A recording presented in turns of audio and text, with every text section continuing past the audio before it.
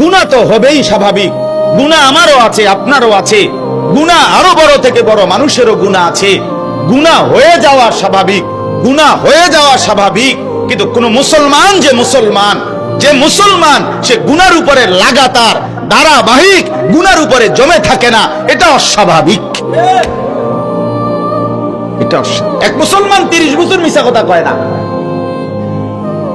এক মুসলমান প্রতিদিন নামাজ ছাড়তে পারে না, এক মুসলমান প্রতিদিন সুদ খাইতে পারে না, এক মুসলমান প্রতিদিন মিথ্যা বলে না, এক মুসলমান প্রতিদিন ওজনে কম দেয় না, এক মুসলমান প্রতিদিন নর্তকী দেখে না। বেটা ওরে মুসলমান বলে না, ওরে মুসলমান বলে না।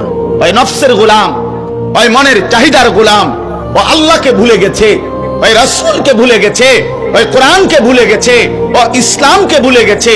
তার খোদা হইল তার মনের চাহিদা। আমার মনে যা চায় আমি তাই করব।